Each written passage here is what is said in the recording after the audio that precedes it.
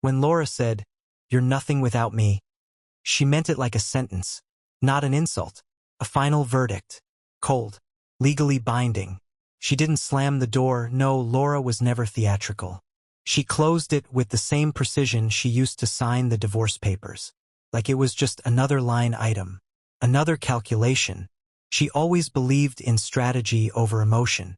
Even our arguments had outlines. She'd start with a fact, build her case, and watch me crumble in the silence between rebuttals. She didn't raise her voice. She didn't need to. Her indifference was louder than any scream. That day, the last day, I stood outside the house I once helped build. The windows were dark. The blinds drawn. My name was still on the deed, but it didn't matter. She'd already changed the locks, transferred the accounts, rerouted the mail. There was a note taped to the inside of the glass, just below the peephole. In her handwriting, Laura never sent texts for things that mattered. Do not return. You have no claim here. Not no place, not no right. No claim. A legal word. She wanted me to know it was final, traceable, carved in language that couldn't be softened. I knocked once. No answer. I knocked again. The dog barked inside. I used to walk him every morning before work. He was a rescue we picked up together, back when we thought shared responsibility was the same as love. Now he growled, then quieted. I saw a silhouette move behind the curtain upstairs. Not hers, the maid's maybe, or one of the boys she hired for odd jobs, probably already tossing out my things. I stood there for a long time, in the rain. No suitcase, just a duffel bag, an old phone with 18% battery, and a mother's debit card so scratched it looked like a museum piece. That was all I had left. My wallet was empty. My dignity, too. I looked like someone who'd been kicked out of a stranger's house. Not a man freshly divorced from a woman worth $17 million. I didn't even take the car. She kept both. One was hers. The other, well, the lease was in her name. And the insurance. And the gas card. I realized in that moment I hadn't owned a thing in years. Not really. Not a car. Not the house. Not even my time. The money I earned was joint. But her money? That was hers. Always had been. She reminded me of that in little ways. Taxes filed separately. Accounts kept cleanly divided. Reminders about your spending limit. Even when the bill was for groceries. The lawyers made quick work of it. No children, no custody fights. Just assets. Or rather, the lack of them on my side. The judge didn't even blink. "You've been living off your wife's earnings," her attorney said, with a kind of smirk I wanted to wipe off with a punch. "There's no legal basis for spousal support." Laura didn't look at me once during the proceedings. She didn't flinch. I should have known. Years ago, she had told me straight, marry rich but sign poor. She wasn't joking. I was the fool who laughed. So that's how I ended up in a motel room on the edge of Springfield, Missouri. Not even the nice side. I'm talking cracked pavement, a dying neon sign, the kind of place people go when they don't want to be remembered. Room 214. Smelled like fried onions and bad decisions. The toilet ran all night. There were burn marks on the carpet that told stories I didn't want to know. I paid for 4 nights with what little was left in my checking account. Just enough to stall panic. The clerk, a girl who looked like she hadn't slept since high school, slid the key across the desk without eye contact. No ID check. No deposit. Even she knew I had nothing left to steal. The TV didn't work. The phone had no dial tone. I lay on the bed, listening to the hum of the old fridge, trying not to count the ways I had failed. Friends? Gone. Laura had the charm, the money, the connections. I was the man who held her purse at fundraisers, smiled too wide at her jokes, clapped politely when she was awarded yet another plaque for business excellence. After the divorce, mutual acquaintances evaporated. Some sent texts. "Tough break, man. Hope you land on your feet." But none offered a couch. The one who did, Ray, ghosted me after Laura posted a photo with her new boyfriend 2 weeks later. Young guy, teeth like piano keys, probably in real estate. She moved on fast. It didn't even surprise me. What surprised me was how quiet the world got without her in it. No schedules, no obligations, No dinners. No arguments about who forgot to take the recycling out. Just silence. And in that silence, I realized something ugly. I didn't know who I was without her. Not in the poetic sense. Not in the I lost my identity way people say after breakups. I mean, literally, I didn't have ID. She'd locked it in the safe. Claimed I was unstable.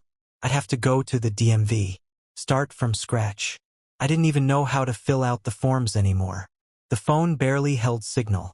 When it did, I stared at the screen, watching for messages that wouldn't come. I tried calling my brother. He let it ring. Then texted, "Hey, not a good time." I didn't call again. That night, I opened the duffel bag. 3 shirts. 1 toothbrush wrapped in a sock. 1 cracked photo of me and my mother. I don't even remember packing it. And the debit card. Felt like a joke.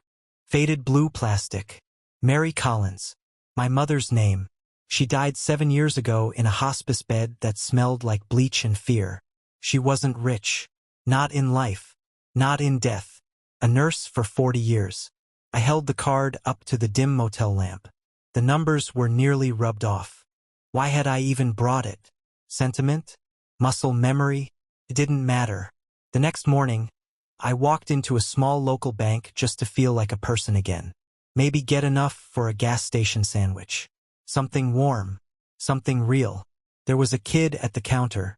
Couldn't have been older than 20. Name tag read Eric. Hair too neat for someone working in a dying town like this. I handed him the card. "Doubt it still works," I muttered. He smiled, polite but distracted. Slid the card through. Waited. Looked at the screen. His face changed. Not subtly. Not the kind of shift you see when there's a $5 error. He swallowed. Clicked a few times. Looked at me. "Sir." His voice was different now. Lower. Controlled. "Would you mind stepping into the office with me?" I blinked. "Is there a problem?" He just nodded. "It's urgent. Please, just for a moment." I thought it was fraud. Maybe identity theft. Maybe the account was flagged. Maybe the card wasn't even real anymore. But something in his face, that tension, told me it was bigger. Much bigger. So I followed him. Into a quiet room. With a glass door. And a computer screen that would change everything. But that part, the turning point, that came later. For now, I sat down in that plastic chair and waited. And for the first time in years, I had no idea what would come next. The office smelled like printer toner and fake pine. Some kind of plug-in air freshener sat crooked in the wall, buzzing faintly. The blinds were drawn halfway, slicing sunlight into bars across the floor like a holding cell. I sat across from the kid, Eric, the teller. As he typed quietly, the way someone types when they're trying to look calm but their hands betray them. He pulled up a screen. Then another. His eyes kept darting to the monitor and back to me. The silence dragged on. "All right," I said, voice low. "What's going on?" Eric hesitated, cleared his throat. Then he turned the screen. "Is that your name?" he asked. I leaned in. There it was, clear as day. Account holder, Michael Collins. Trust beneficiary, Michael Collins, established by Mary Collins. I started, then stopped. I didn't remember any trust. No one ever said a word about it. My mother had been frugal. She lived in a 2-bedroom house she never remodeled. Bought her groceries in cash.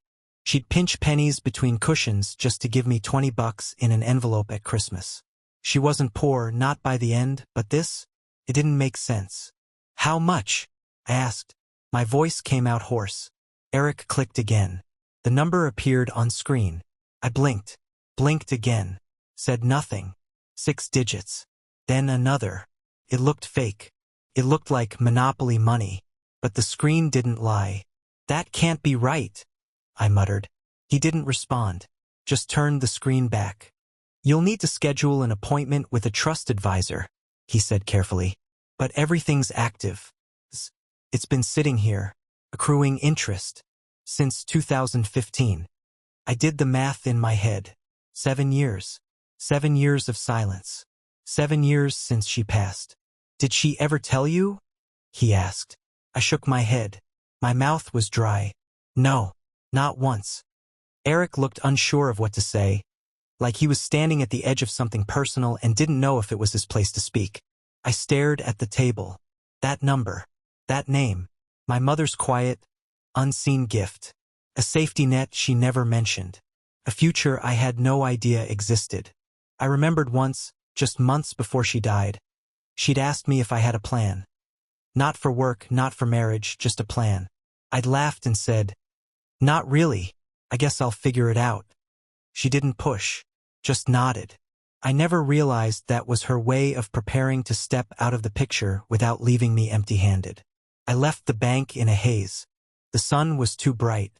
My head pounded. I walked past a pawn shop, a gas station, a woman arguing with someone through a cracked window. Life around me continued as usual, but something inside had shifted. Not like a snap, more like a slow rotation, like the world had been slightly tilted this whole time and I'd only just now realized it. Laura had taken everything she could reach, but this she had no clue about, because she never asked about my mother. Never really cared to look past what was hers to control. She obsessed over appearances, clothing brands, investments, club memberships. She weaponized access. She mistook visibility for power. And now I saw what she had missed. The quiet kind of wealth. Not just in money, but in foresight. In love that didn't parade itself. Laura had been so sure she'd buried me. She built a narrative for our friends, for the lawyers, for the world. That I had clung to her success, leached off her life, and when she'd had enough, she cut the cord. What she didn't know, what none of them knew, was that the real cord had never run through her. The next morning, I went back to the bank. Sat with a woman named Candace, trust specialist. She wore a navy pantsuit, diamond studs in her ears, spoke like someone who measured words like medicine. She confirmed everything, verified signatures, showed me the original documents, dated, signed, notarized. My mother had sold land in Kentucky, land I didn't even know we had, 146 acres, deeded to her after my grandfather died. She kept it in the family for decades, never touched it, sold it quietly, placed the money into an irrevocable trust in my name, and never said a word. Why would someone do that and not tell their own son? I asked aloud, not really expecting an answer. Candace looked at me with something almost like respect. Some people believe the best gifts aren't meant to change how someone treats you. That hit me harder than I expected. Laura would have never done that. Her generosity always came with strings and a ledger. If she bought you a coat, she expected to see it worn. If she paid for your plane ticket, she expected gratitude on display. Every cent came with a receipt. But my mother, she left it hidden. Let me flounder. Let me stumble. Let me find it only when I needed it the most. I walked out of the bank with an entirely different kind of weight in my chest. Not hope. Not even relief. Something older. Something heavier. The realization that I had let myself become a shadow of the man I could have been, because I thought I had nothing. When really what I lacked was just visibility. Not value. I didn't go back to the motel. Not yet. I walked 5, maybe 6 miles. Through neighborhoods I didn't recognize. Past houses with cracked porches and peeling paint. Past wide yards and abandoned trucks and tire swings that creaked in the wind. Somewhere between a shuttered barbershop and an old Baptist church, I stopped. Sat on a bench. Lit a cigarette I'd quit 5 years ago. And I made a decision. No calls. No grand gestures.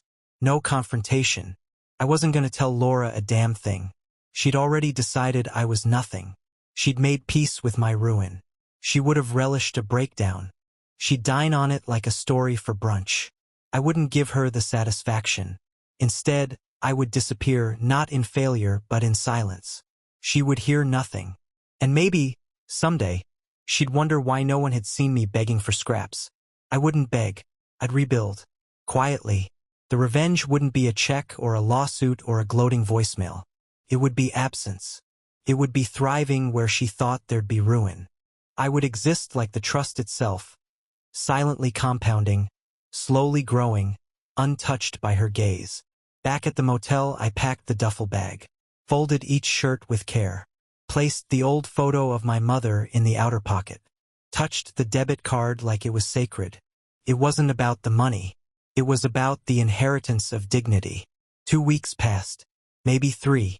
I didn't count the days, not after the bank. After a certain kind of revelation, time stops running forward and starts circling you like a vulture, waiting to see what kind of man you'll become once the delusion dies. I stayed quiet. I made no announcements. I bought a used car in cash. A dull gray Nissan Altima with a cracked taillight and a cigarette burn in the back seat. I didn't care. It ran. That was enough. My first purchase wasn't a house or stocks or revenge. It was a set of tools, socket wrenches, drills, a few chisels. I found a short-term lease on the edge of town. One of those forgotten rentals wedged between a shuttered strip mall and a vacant lot. 2 bedrooms. Mold in the bathroom. But it had a garage. And the garage had a concrete floor, which was all I needed. I got a prepaid phone. New number. Same silence. There was something about the physical act of rebuilding that gave shape to the emotional ruins I'd been crawling through. Fixing the drywall. Replacing rotted wood. Sanding down chipped corners. It didn't matter if the place would never be mine. The act itself was mine. My hands, my sweat, my rhythm. At night, I ate canned beans and rotisserie chicken. Drank cheap beer. Listened to the hum of the ceiling fan as I stared at the water-stained ceiling. It should have felt like rock bottom. But it didn't. That moment had already passed. Back in that motel room under Laura's shadow, thinking I had no name without hers. Now I wasn't beneath anything. I was just under construction. Then the text started. Blocked numbers. Unknown senders.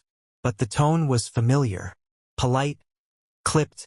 With the faintest scent of panic buried beneath punctuation. Hey, heard you left town. Just checking in. Hope you're doing all right. Not sure if you still have this number. Laura mentioned you might be going through something. Let me know if you need anything. I know things got messy. We're all just trying to adjust. Let's get coffee soon? They were all from the same category of people. Laura's friends, mutual contacts, hangers-on who treated me like a coat rack for years. None of them had reached out when I was evicted from my own life. But now that I'd vanished, I had become interesting again. I didn't answer. Not one. Then came the call I knew would come eventually. Blocked number. 3 rings. I almost let it go. But something told me to pick up. Hello. Silence. Then her voice. Not Laura's. Sandra. Her sister. Michael, she said. Like she hadn't said my name in years. I waited. You okay? Never better. A beat. Then, you've been quiet. Funny. I thought that's what everyone wanted. She sighed. Look, I'm not here to argue. But Laura's been, I don't know, jumpy, worried. That made me laugh. Loud, bitter. Worried. She thought you might do something stupid. I did. I left. More silence. Then, look, she might have gone too far. Freezing everything. The way she kicked you out. She didn't kick me out, Sandra. She removed me like a stain. And you watched. I wasn't involved. No, but you didn't stop it. That ended the conversation. The next message came from Laura herself. I should have deleted it, but I didn't. I let it sit there on the screen, watching it like you watch a fire from across the street. Curious if it'll spread or die out. Just wanted to check in. I heard you accessed some kind of trust? From your mother? That's great. Glad you're finding your feet. There it was. She had found out. Someone at the bank. Some old contact. Springfield was smaller than she liked to admit. She couldn't stand not knowing. It wasn't the money, not really. She had more than enough. It was the control. She'd built a narrative around my failure. And now it was unraveling. I didn't respond. Not out of pettiness, out of clarity. The second I engaged, I became her story again. And I was done being a subplot in the Laura Hill universe. I began visiting my mother's grave weekly. She was buried just outside of town, in a quiet patch of earth surrounded by trees and silence. I'd never been religious, but there was something sacred about sitting on that bench, eating gas station sandwiches, and talking into the wind. Thank you, I said once. Just that. Nothing else. Some nights I would drive the back roads with no destination, windows down, country music I didn't even like playing low on the radio. Just the hum of solitude and the slow understanding that I didn't need anyone to see me to be real. And then it happened. I saw Laura again. Not in person, not at first. It was an article. Some online puff piece about a charity gala in Kansas City. There she was, high heels, champagne smile, new man on her arm. The caption read, "Power couple Laura Hill and Grant Davison shine at Hearts for Youth fundraiser." He had the look she always liked. Teeth, tan, expensive watch. Real estate just like I'd guessed. His bio mentioned 5 properties, 2 lawsuits, and a motivational podcast. I should have felt rage. But all I felt was distance. Like watching a rerun of a show I used to love before realizing it was never that good. A week later, I ran into Martin. Old mutual acquaintance. He spotted me at a hardware store, picking up supplies. "Michael? Jesus, man, is that you?" I almost didn't recognize him. Hair gone gray, gut blooming beneath a polo shirt that had seen better days. He looked stunned. "We thought you left the state." I just smiled. "I did." He asked where I was living, what I was doing, if I was okay. I didn't give him a single answer. Let him report back to Laura. Let them guess. 2 nights later, the knock came. It was raining again, just like the day she threw me out. I opened the door. There she was. Laura. Hair perfect, lipstick sharp. But her eyes, they looked tired. Not sleepless tired. Losing grip tired. Like someone who realized the house she built had cracks she couldn't seal. "Can I come in?" she asked. I stepped aside. She walked through like she owned the place. Old habit. Looked around at the tools, the plywood, the barely finished walls. Her nose wrinkled slightly, the way it used to when she saw something beneath her standards. But she didn't comment. She sat at the table, crossed her legs, waited for me to speak. I didn't. She finally broke the silence. "I heard about your mother, the trust. I didn't know she had that kind of—" "You never asked." She blinked. "That's not fair." "No," I said. "It's accurate." She looked down, smoothed her skirt. The silence stretched. "I wanted to say I'm glad you're okay." That made me laugh. Short, dry, no humor in it. "You wanted to say you're losing control," I corrected. She looked up sharply. "Excuse me? You built a narrative, Laura. You needed me broken, poor, dependent. You needed everyone to believe you were right, that I was nothing without you." She said nothing, but her silence agreed. I leaned forward. "Let me tell you what I realized, Laura. You were never afraid of me being nothing. You were afraid of me realizing I never needed you." Her mouth opened, then closed. I kept going. "My mother, the woman you barely spoke to, left me more than money. She left me freedom. She left me proof that love doesn't have to come with chains. And she did it without needing a damn thank you." Laura's eyes welled up. Whether from anger or regret, I'll never know. She stood. "I made mistakes," she whispered. "No," I said. "You made decisions." She didn't argue. At the door, she turned. Rain glistened behind her like some movie scene. "Will I see you again?" I thought about it, then answered honestly, "I don't think so." And then she was gone. Just like that. I locked the door, sat at the table, opened a beer, and I felt nothing. Not triumph, not sorrow. Just the strange, quiet satisfaction of a man who had finally stopped asking to be seen. 3 days passed after she left my doorstep, and not once did I wonder if she'd come back. Because I finally understood something simple, something I'd spent the better part of a decade trying not to believe. When someone tells you you're nothing and you believe it, they own you. And Laura Hill had owned me for far too long. Her silence was a currency. Her affection, when she gave it, was a performance.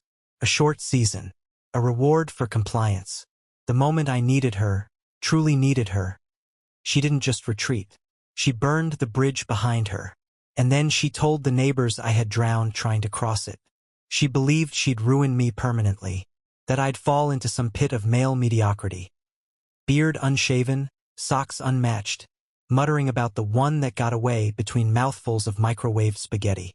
That I'd become the ghost of a man who once stood beside her at charity galas and smiled too wide while holding her wine. But she was wrong. Not because I rebuilt, but because I stopped asking her to see me. There was a freedom in that. An odd, hollow freedom. Not the soaring kind. Not joy. No, freedom like standing in an empty house, stripped bare of furniture, and realizing the echo you hear is your own voice, for the first time in years. I stayed in that little rental on the edge of town for 6 months. Long enough to patch every wall, fix every pipe, install new wiring. Not because I needed to, because I wanted something to answer to. A structure. A skeleton. Proof that my hands still built things. And in that time, the messages kept coming. Some from Laura. Some from the friends who once circled her like moths around a heat lamp. They came with polite concern, with baited language, with compliments disguised as traps. So good to see you doing better. I always knew you had it in you. Laura mentioned how impressed she is. Says you've really changed. She talks about you sometimes. Wonders if you two could talk things through now that things have cooled off. Talk? No. What we had wasn't cooled. It was buried. Cold doesn't undo fire damage. One message stood out. Came late. Almost midnight. A name I didn't recognize. My name's Leah. I was Mary's attorney when she drafted the trust. I wasn't supposed to contact you, but she left a letter. Said to deliver it if you ever accessed the account. Would you like it? I said yes. 2 days later, it arrived. Handwritten. Yellow paper.